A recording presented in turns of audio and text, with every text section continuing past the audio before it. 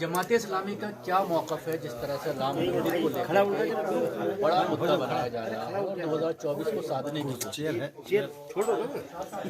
देखिए, हमारा कहना तो सिर्फ इतना है कि ये एक मजहबी तकरीब है। ठीक है, कोर्ट के फैसले की वजह से वहाँ मंदिर बन रहा है और कुछ लोग मंदिर बना रहे हैं।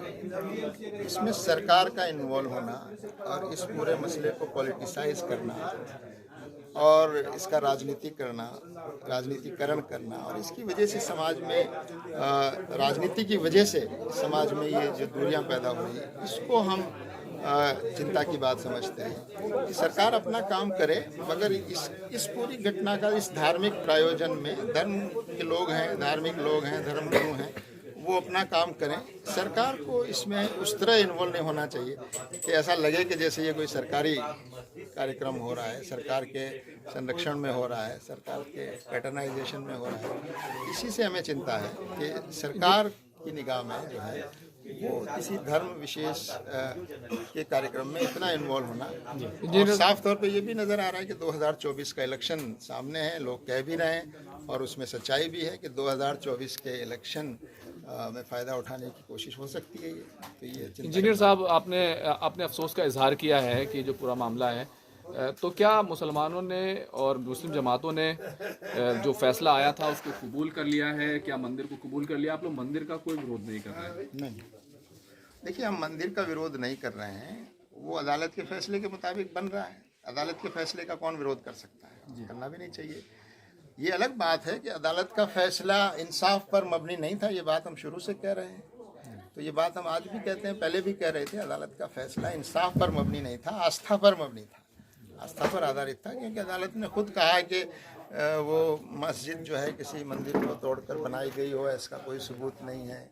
6 दिसंबर को जो हुआ वो अपराध था और 22 दिसंबर 23 दिसंबर की रात में जो मूर्तियाँ रखी गई वो गैर कानूनी था। ये सब कहने के बाद हमको यही लगता है कि फैसला जो आया वो न्याय पर आधारित नहीं था। फैसला आया है, उसके मुताबिक अमल हो रहा है, उसमें कोई रुकावट नहीं डाल रहा और उसमें किसी को वो नहीं है। लेकिन ये हमारा एहसास है कि फैसला इंसाफ के मुताबिक नहीं था। बहुत सारे मंदिर के फैसले के साथ साथ ये बात भी कही गई थी कि मस्जिद बनाई जाए वहाँ पर, उसके लिए ज़मीन अलॉट हुई, लेकिन अभी तक उसका संग बुनियाद तक नहीं रखा गया है। उस पर हम कोई कमेंट नहीं करना चाहें। हम पूरे फैसले पर हमें इत्मीनान नहीं है, लेकिन फैसला अदालत का है, इसलिए उस पर अमल होगा। बहुत सारे इमामों को भी बुलाया गया है, तो क्या आप लोग भी अगर बुलाया जाएगा तो जाएंगे? क्या इस तरह की बात है जो बुलाया जा रहा है, उसको आप कैसे देख रहे हैं? देखिए, वो एक लोगों की फेथ और आस्था का मसला है। जिनकी फेथ और आस्था होगी वो लोग जाएंगे और जाने में किसी को क्या एतराज़ हो सकता है। अगर किसी की फेथ और आस्था उसमें है तो वो जाएगा।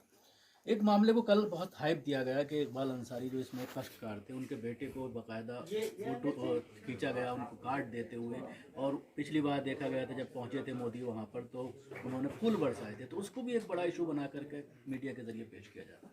खैर, उस पर तो कुछ कहना हमारे लिए ठीक नहीं है।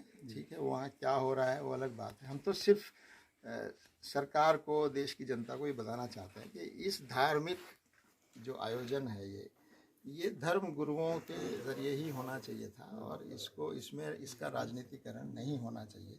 ये हमारा कहना है। आप राजनीति का आरोप लगा रहे हैं, लेकिन जो विपक्ष के लोग हैं उनको भी इसमें बुलाया जा रहा है और बहुत सारे लोग जाने के लिए भी कह रहे हैं कि जाएगा। ठीक है, आस्था के मुताबिक जा रहे हैं लोग, जाएंगे। जो आस्था के मुताबिक जाएगा उस पर हमें कोई आपत्ति नहीं, किसी के जाने पर हमें कोई तकलीफ नहीं है। अगर कोई आस्था रखता है तो जाएगा, जाने में हमें कोई आपत्ति नहीं है। अगर हमारी आस्था अगर आप नहीं जानते हैं तो अलग बात है।